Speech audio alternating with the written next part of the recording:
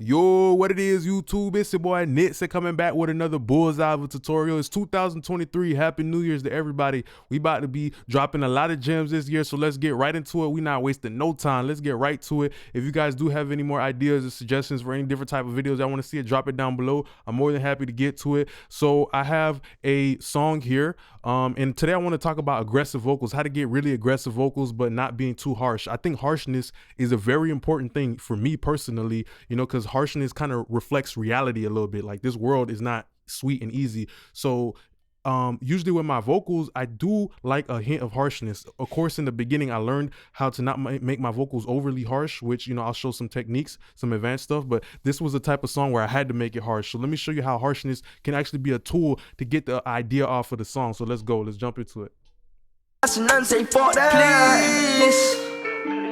I say got me through the path. I can't sleep, cut these crackers on my ass. He was just trying to get paid, he robbing and doing these scams, facing the plan. I went to court and they shit me to prison for robbing a man. It was the Zans, up in the cell with these niggas that old us to throwing them hands. Don't give a damn, remember respecting your nuts is the only thing make you a man. He was just trying to get paid, he robbing and doing these scams, facing the plan. I went to court and they shit me to prison for robbing a man. It was the Zans, up in the cell with these niggas that old us to throwing them hands. Don't give a damn, remember respecting your nuts. So that's the idea of the song today. So just overall, you know, this was a song as an engineer. Before you do any type of processing, even when the rapper's rapping, you got to coach the rapper, because this was kind of like an aggressive song. The lyrics try to kind of like triggered me a little bit to tell the rapper, yo, you got to go in there and slide that bit. Sometimes you might even have to motivate the person to give you an aggressive take, you know? So, you know, as an engineer, the psychology of you and the rapper is so important. You can't just be sitting there like, yeah, fam, it sound good. You really got to motivate somebody to rap so they can really get into the music, because once the artist gets into the music, the listener can get into the music. So the main thing I wanted to use today was the Devil-Loc by Soundtoys, and I think this is an incredible plugin. It's actually modeling a Shure microphone kind of limiter type of situation, you know, where it was like something that was used for PA systems, you know, like public announcement and all that type of stuff, you know, schools. It was like a microphone limiter, but essentially, you know, people got their hands on it, and, you know, of course, crazy audio engineers like us, they went ahead and tweaked that bit and turned it into like a distortion tool. So this is an incredible tool here. You know, it really kind of saved me on this song, because I was like, man, this song was sounding good, but sometimes you don't always got to make a song clean. Sometimes you got to let the song tell you, listen to the music. The music gonna tell you, man, make this sound hard, make this cut through, make the streets feel it. So sometimes as an engineer, you got to listen to the music. The music gonna tell you exactly what you got to do based on the lyrics you're hearing. Like, all of that stuff just told me I had to make it aggressive. So we use something like the Devil-Loc here, and I love this plugin a lot. It reminds me of a distressor on nuke mode, you know, because of the way it kind of does like a type of saturation distortion. So you have these two buttons here, which is the crush and crunch. Those are pretty self-explanatory. And originally when I looked at this thing, I always thought it was just a distortion thing, but it actually also has it's also modeling a compressor pretty much, you know. So with that, you know, limiter and compressor, they go hand in hand. It's kind of like tomato, potato, pretty much. A compressor and a limiter, like, they're like brothers, except for one of them has a higher ratio, which is the limiter is 20:1, but a compressor is anything below 20:1. So yeah, let's listen to how I use this plugin to juice up my 2-track beat. I need that beat to be a little bit more mean. I need that beat to be a little bit more aggressive for the song. You know, sometimes you get a beat, you download it from YouTube, and that bit sounding a little flat. So sometimes I like to use parallel compression, distortion, or saturation to bring that Say fuck that, please. I say got me through the path. Don't give a damn, remember respecting your nuts is the only thing make you a man.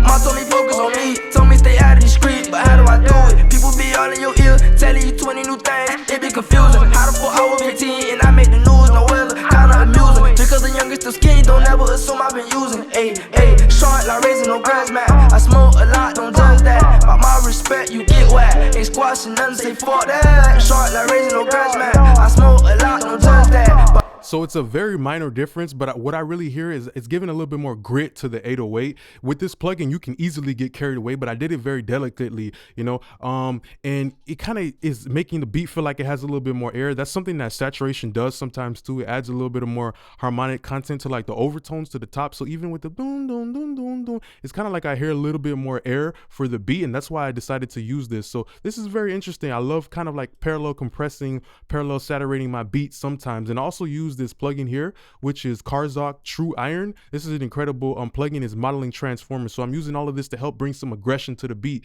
You know, sometimes the beat got to be a little bit aggressive, so it can also help the listener make it even more obvious that this is an aggressive song. I don't know, music, 2013, like the rapper, just the way he came in, like obviously the song has to be aggressive. So let's think about controlling harshness. So I had to understand that, yo, I want to make this harsh, but whenever I do a mix, I always think about replay value. I don't mix the song like, oh, it sounds good right now. I always mix it in a way it's like, yo, what happens when I gotta listen to it 10 times in a row? Like, are people gonna get tired of the song? So maybe sometimes that's what you want to keep in your head too. So I use a tandem of a trio of de-essers. So this de-esser is doing like 1 to 3.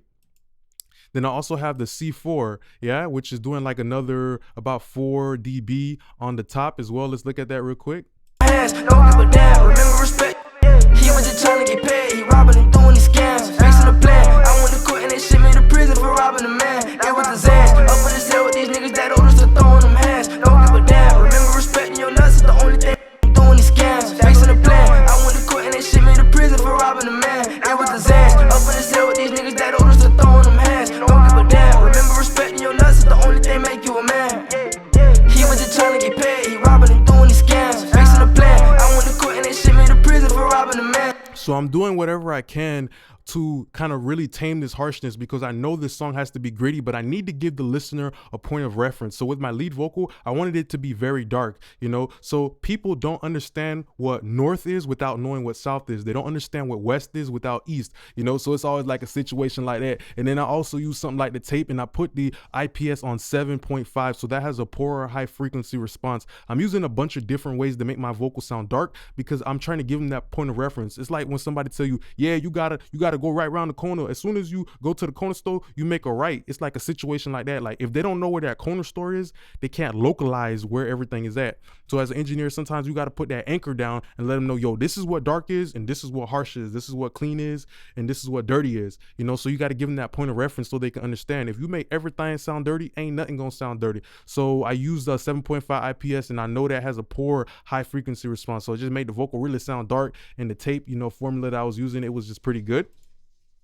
And that was kind of like my lead vocal. Then let's look at our dubs. You know, usually when it comes to like dubs, man, you know, people don't really do dubs like that, but I get extremely aggressive on dubs, you know, like a 3. This was like a huge vocal. It had the lead, dubs, ends, and ad-libs. So you got to make that work as an engineer. You only got a little grocery bag, but you got to figure out how to put all the cans, the bread, and everything in it. So I was aggressive with the dub, you know, just rolling that off. And, you know, I was just doing high and low, and just getting really aggressive in that low end to make, you know, I don't want everything to trip over each other. So then after that, we have something like the ends, and I did something interesting with the ends. What I did is I took the high part of the background vocals and I pushed it into the 1176. So let's look at that. And this was kind of like, this is kind of like doing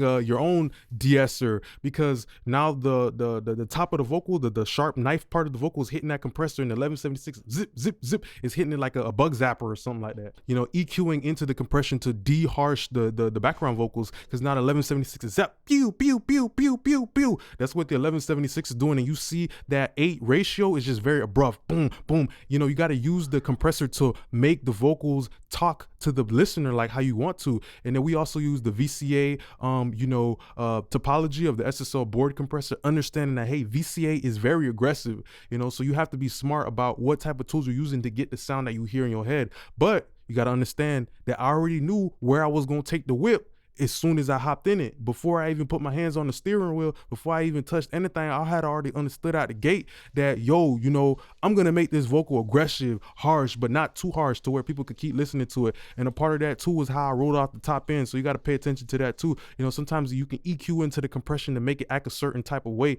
and then, you know, you just EQing and you EQing to get a certain type of tonality that you want. My parallel compression, I could have went with a smooth thing, but the tempo of the song was fast.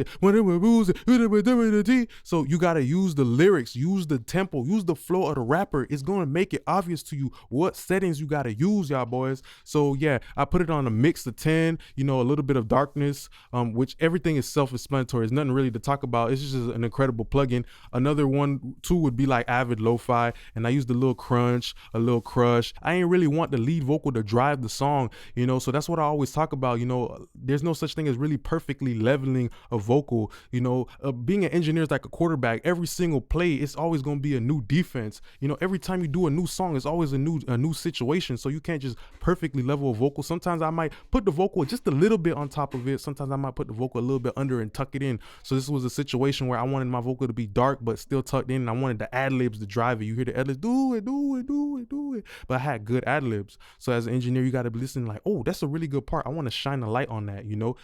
This is like a car showcase, you know, pretty much all the vocals is like a different car. Which one do I want to put the spotlight on?